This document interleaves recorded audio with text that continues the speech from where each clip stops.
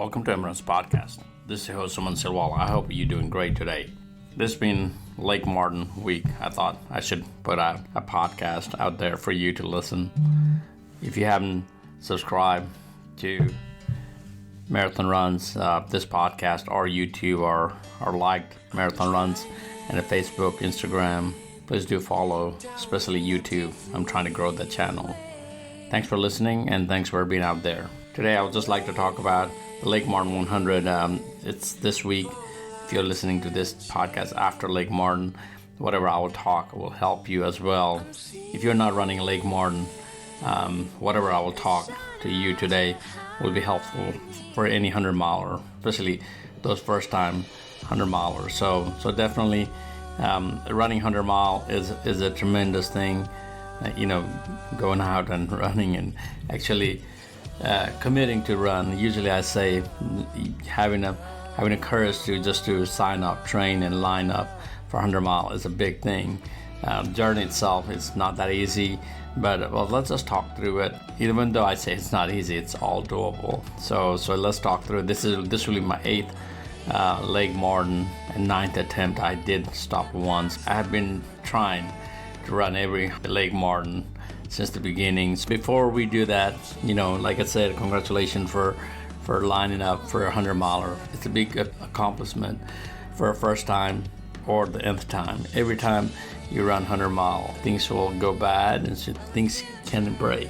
So we'll try to go through, and I'll give you some of my memories from Lake Martin as I go through this list of tips. Let's go through that. First thing is when you start a 100-miler, you wanted to start with a very comfortable pace. I remember running first Lake Martin. I have no idea what I was doing, but I signed up for 50, ran 100. There's a whole story out there.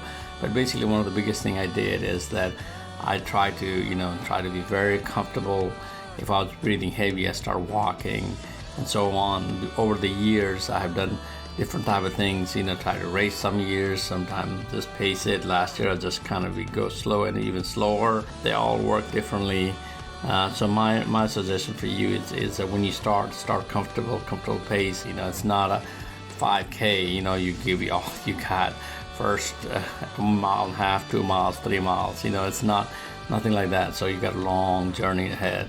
This year, I'm trying to see. Last year it took me 36 hours and 17 minutes. I'm trying to see this year it'll take a little faster than that. Last year one of the things I was doing is I was going slow, and it's even slower because the year before I quit and I didn't want to quit. So definitely watch your pace. And if you're new to trail running and you have never run a distance, trail running is totally different. You try to not look at your pace. I usually, whenever I do trail running, I go by miles per hour, how I'm doing in miles per hour instead of pace per step. Trying to see, sometimes it doesn't even matter. I'm just kind of comfortably, going and moving ahead. As long as you move ahead comfortably, it's great.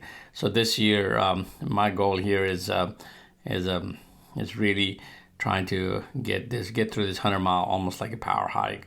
I will run it some parts. I will hike at some parts. I'll try not to put pressure on myself. So one of the things I do whenever I'm running pacing marathon, I usually say do it 5 miles at a time. Kind of break them. I say 3 sets of 5. 2 sets of 3, and so on, and then last 5 miles I do 2, 2, and 1. So anyway, that's how I break it. It really helps to break it apart. For 100 mile, really, or any distance, anytime you do Lake Martin, or any other 100 mile you'll do, you wanted to break by aid station, at Lake Martin, first aid station 8 miles. So you kind of have to have all the waters and everything for first aid station, and you'll come back to the same station about mile 5 after 5 miles. So that gives you about 13 miles there. So you have that's 5 mile stretch, and next stretch is almost 5 miles. So that's another good stretch for you to kind of be ready and you have your water, and then you come back same one after 7 miles. So these are the three stretches. The last 7 is kind of difficult because you got to go up and down a lot more than first 8 or the middle 9. So be ready for that. But best thing to do is break your race into a small pieces, or we call it going aid station by aid station. Just not to try to think of the whole race, as a whole. If you want, you can count up, or if you like, you can count down. It depends. Everybody looks at it differently. For me, it's like count up to a point and start counting down. Probably 75 miles, to count up to 75 miles and then start counting down from that point on. That's usually what I do whenever I pace marathon distance as well. So for sure, being an aid station, people spend way too much time, unnecessary time at the aid station. Try to be in and out as quickly as possible. The aid station volunteers are there to help you, try to navigate you through the races. A lot of them are experienced ultra runners here at the Lake Martin. They know how to serve you, help you through. They're really friendly, but don't get too comfortable. You will see me take a nap on those aid station, but I'm just trying to finish. If you're trying to do good on this, just try to get in and out as quickly as possible. That's one thing for sure. It's good to take a break in a station, but don't try to linger around unnecessary time. If it's something you needed to take a break, that's great. Get some hydration, get some food, and, or even try to really rest it. That's great. But if you're just lingering around, hanging out, talking to friends, that's don't do that. Try to get out from a station as quickly as possible. Next thing is, as you run through 100-miler, you will go through many issues you never had before. Issue you're gonna come across. So try to deal with that as quickly as possible.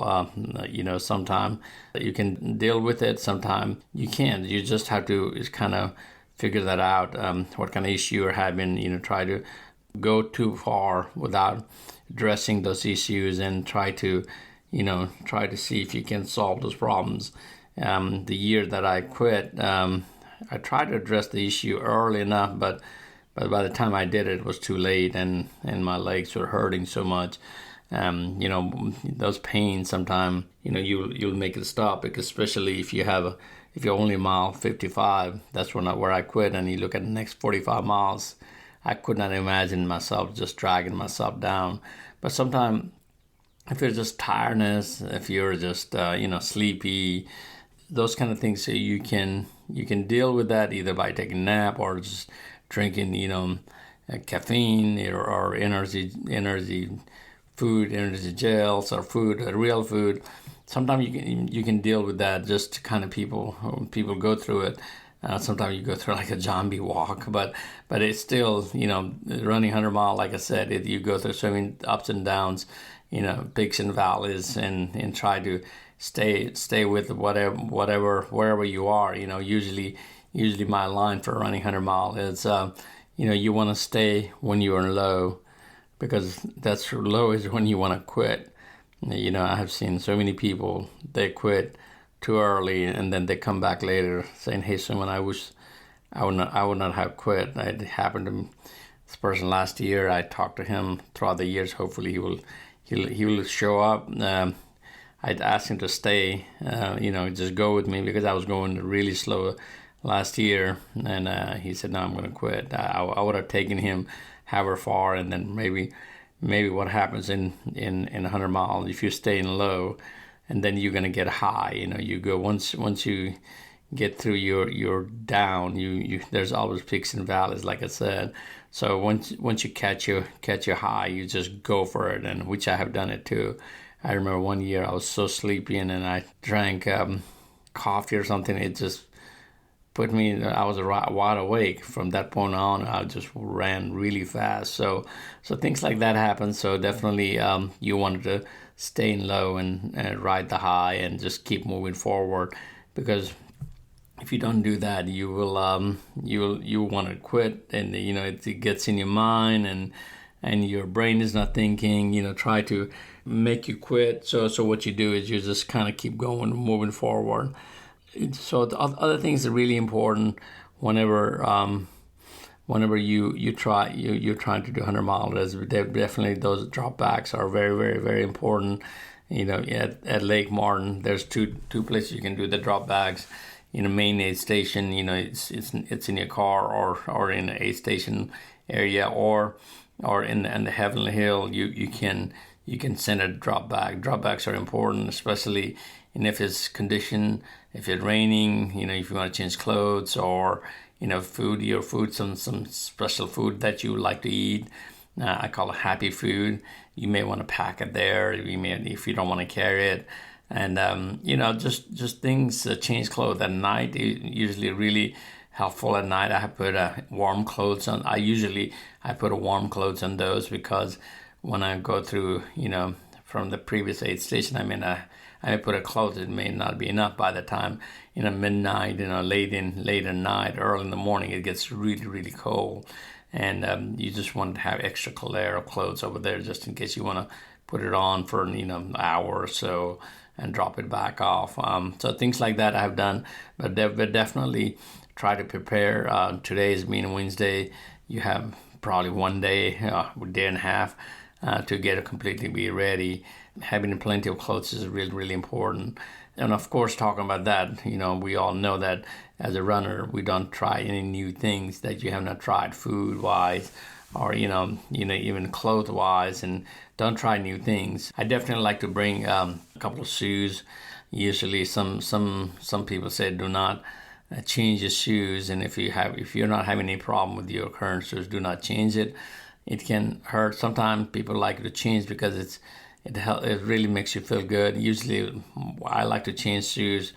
Last year, I did not change shoes. I stayed with the same shoes the entire 100 mile. And people like to change clothes once they get to 50. I like to do that too, just to make it feel good. It doesn't have to be 50. It can be 68. Maybe it's whatever makes you feel comfortable. It's just the main thing is not spending too much time. And then the main aid station, which you're close to the car, people quit a lot. Or in Heavenly Hill, where there's a lot of fun going on. So just kind of keep moving forward, but definitely try to bring clothes, and try to bring things you need. Definitely headlamps are very, very important. I have 2 sets of headlamp, and I will have a flashlight with me. I will have both headlamps and as well as a flashlight. Those both helps. Having a bright light at night really helps. And night running is, if you have never run a night, or you're not used to. A lot of us are not used to running too much at night, running on the trail. It's totally different. Depth perceptions and viewing is really difficult. Sometimes I become a really slow runner when it comes to night running. I'm slower in the daytime these days, and night even slower. So definitely, don't worry about it. Just keep moving forward. Try to be as far as possible when the next day comes, and then take it from there. You will have however many miles left. So let's hope that this year it won't rain. It's showing rain at this moment, but running in rain is. I've done it, even as many Lake Martin I've done. I'm ready for rain, whatever it comes, but I just have to be prepared. I have not started packing yet. Like I said, being Wednesday today, I'll start packing. But the main thing is that you just want to keep moving forward. A lot of time people quit at 50. It's a comfortable distance. They say, okay, I'm done it. But if if you came to run Lake Martin 100, try to never quit. Go home with your buckles, and just try to accomplish this goal that you have. Don't worry about beating others, or don't worry about try to beat your own time. Just some things happens when you run 100 miles, and just trying to work through those are very important. It's not a lifetime. It's only 30 hours, 32 hours. Last year I had a 36 hours and 17 minutes. I'm ready to take on anything. As long as I'm moving forward, I'll be good. Who knows what this weekend will bring. I'm ready. My training has been very different this year. Hopefully this different training will help. Let's see. every Lake Martin for me, is different. With the challenges and with weather and everything else. So let's hope I can continue and finish up and bring my buckle home. So thanks for listening. Thanks for being out there. I'm still kind of tired and jet lagged from my European trip.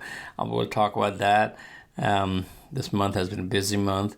I'm still not done with that. So let's just keep moving forward and try to get to finish line of a Lake Martin 100 or any other 100 that you're running. So thanks for listening. Thanks for being out there. Please like and subscribe to Marathon Runs anywhere you find, especially in YouTube. And more later. Bye.